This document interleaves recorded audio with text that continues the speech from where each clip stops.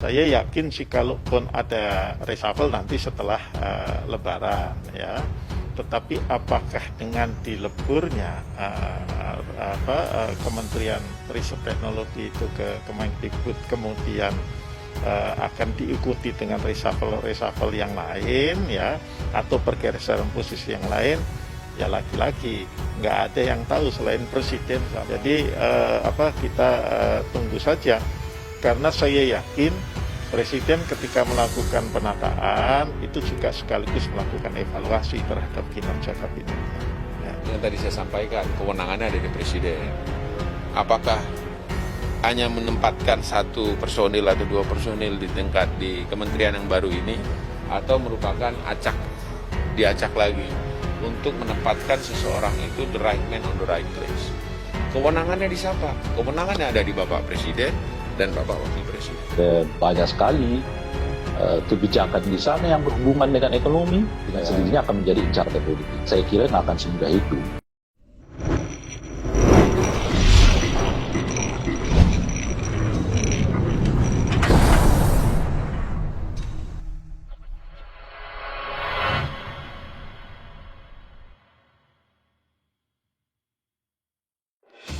Staf Sus Jokowi angkat bicara soal isu reshuffle kabinet.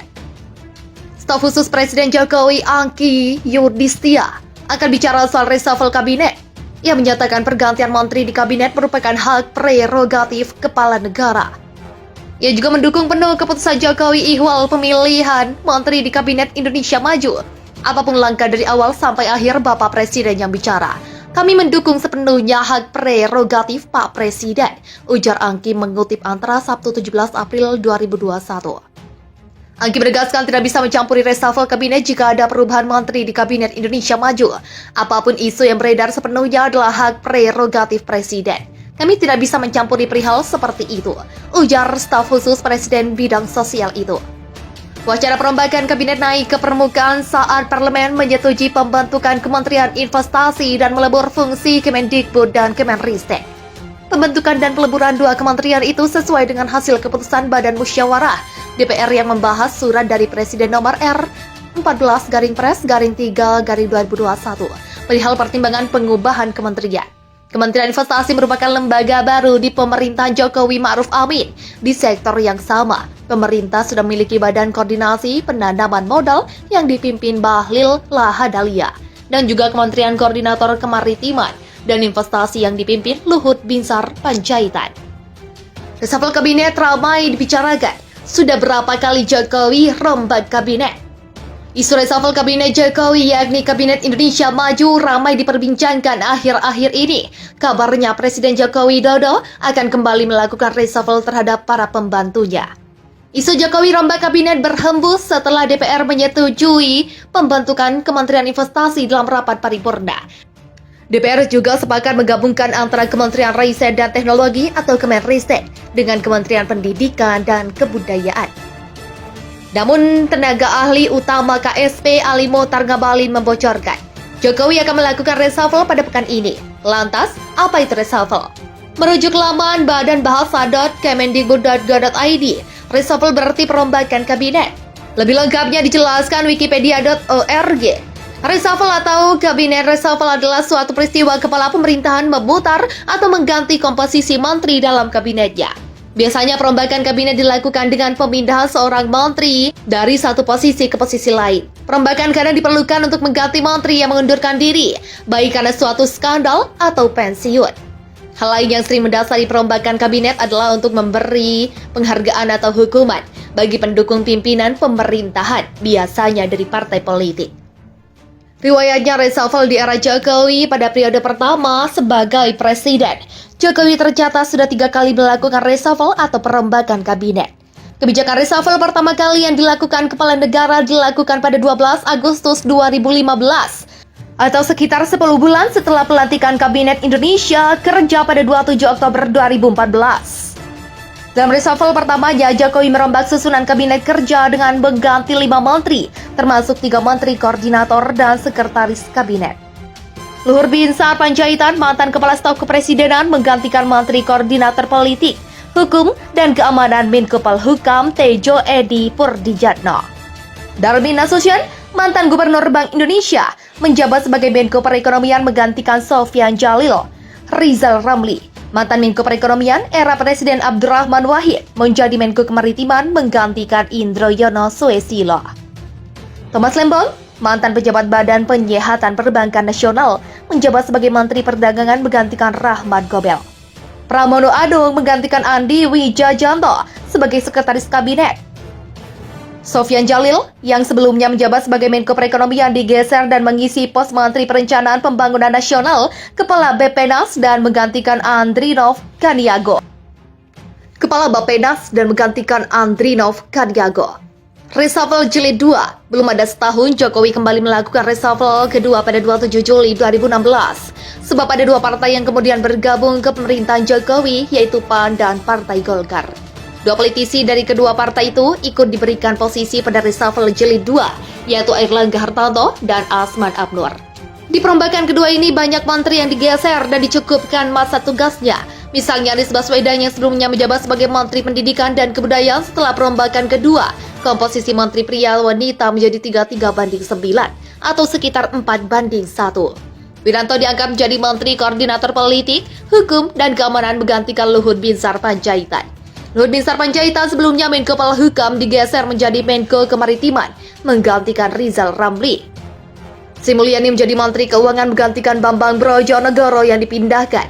Bambang Brojonegoro digeser Menteri Perencanaan Pembangunan Nasional, Kepala Bappenas yang menggantikan Sofyan Jalil yang kembali digeser Jokowi.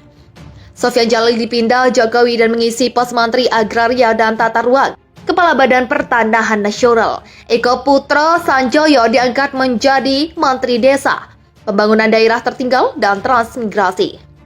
Yang menggantikan rekan separtainya dari PKB, Marwan Jafar. Budi Karya Sumadi mengisi pos Menteri Perhubungan yang sebelumnya diisi Ignatius Jonan. Menteri-Menteri Pendidikan dan Kebudayaan yang sebelumnya diisi Anies Baswedan digantikan oleh Muhajir Effendi. Enggar Tiasto Lukita diangkat menjadi Menteri Perdagangan menggantikan. Enggar Tiasto Lukita diangkat menjadi Menteri Perdagangan menggantikan Thomas Lembong yang dipindahkan Jokowi. Sementara Thomas Lembong dipindah menjadi Kepala Badan Koordinasi Penanaman Modal menggantikan Franky Sibarani. Politisi Golkar Airlangga Hartarto menjadi jabatan Menteri Perindustrian menggantikan Saleh Husin. Pun dengan politisi PAN Asman Abnur yang diberi kursi Menteri Pendayagunaan Aparatur Negara dan Reformasi Birokrasi yang sebelumnya diisi Yudi Krisnandi. Archandra Tahar juga dimasukkan dalam daftar kabinet dan mengisi jabatan Menteri Energi dan Sumber Daya Mineral menggantikan Sudirman Said. Namun baru 20 hari menjadi Menteri ESDM, Archandra Tahar diberhentikan dengan hormat oleh Jokowi karena ada polemik dui kewarganegaraan. Sebab Archandra Tahar telah meninggal 20 tahun di Amerika Serikat dan disangka memiliki paspor Amerika Serikat. Lantaran ada kekosongan di kursi Menteri ESDM, Luhut Binsar Panjaitan menjadi pelaksana tugas. Pada 14 Oktober 2016, Jokowi melantik Ignatius Jonan sebagai Menteri ESDM. Sementara Archandra Tahar diangkat sebagai Wakil Menteri ESDM. Reshuffle Jilid 3. Selanjutnya pada 2018, Jokowi tercatat 3 kali mengganti sejumlah menteri. Misal jabatan Menteri Sosial yang sebelumnya dipegang Hovifah Indar Parawansa diserahkan kepada politikus Golkar Idrus Marham. Diketahui Hovifah maju sebagai calon gubernur Jawa Timur pada pemilihan umum gubernur Jawa Timur 2018. Idrus Marham dilantik Jokowi pada 17 Januari 2018 bersama dengan pelantikan Muldoko sebagai Kepala Staf Kepresidenan menggantikan Teten Masduki. Namun belum ada setahun menjabat, Idrus Marham dicopot jabatannya dan digantikan oleh rekan separtainya, Agus Gumiwang Ketasas Mita, pada 24 Agustus 2018. Pasalnya Idrus Marham yang ditetapkan sebagai tersangka kasus dugaan korupsi PLTU Riau I yang diproses KPK. Selain itu Jokowi juga melantik Komjen Pol Syafruddin sebagai Menteri Pendayagunaan Aparatur Negara dan Reformasi Birokrasi. Syafruddin menggantikan Asman Abnur yang mengundurkan diri karena PAN tidak mendukung Presiden Joko Widodo di Pilpres 2019. Reshuffle Jilid 4. Pada periode keduanya menjabat, Jokowi kembali reshuffle terhadap para menteri yang membantunya selama setahun belakangan. Salah satu alasannya ada 2 menteri Jokowi yang dicokok KPK dalam waktu yang hampir berdekatan. Mereka adalah Edi Prabowo yang menjabat sebagai Menteri Kelautan dan Perikanan serta Juliari Batubara yang menjadi Menteri Sosial. Selain mengisi kekosongan kursi di dua kementerian ini, Jokowi juga mengganti sejumlah menteri dengan tokoh baru. Total Jokowi mengangkat 6 menteri baru pada 22 Desember 2020 yang dilantik sehari kemudian. Tri Risma hari ini, Wali Kota Surabaya, diangkat sebagai Menteri Sosial menggantikan Juliari Batubara. Sandiaga Uno, mantan Wakil Gubernur DKI Jakarta sekaligus mantan calon Wakil Presiden di Pilpres 2019, dilantik menjadi Menteri Pariwisata dan Ekonomi Kreatif, menggantikan Wisnu Tamakusubandyo. Budi Gunadi Sadikin yang sebelumnya menjabat Wakil Menteri BUMN digeser menjadi Menteri Kesehatan dan menggantikan Terawan Agus Putranto. Menteri Agama yang sebelumnya diisi oleh Fahrul Razi diganti oleh Yakut Holil Kaumas, Ketua Umum Pimpinan Pusat GP Ansor. Selain Budi Gunadi Sadikin, ada juga sosok Sakti Wahyu Trenggono yang sebelumnya menjadi Wakil Menteri Pertahanan. Ini yang menjabat sebagai Menteri Kelautan dan Perikanan menggantikan Edi Prabowo. Terakhir ada nama Muhammad Lutfi yang mengisi pos Menteri Perdagangan yang sebelumnya diisi Agus Suparmanto. Muhammad Lutfi adalah mantan Menteri Perdagangan era Presiden Susilo Bambang Yudhoyono.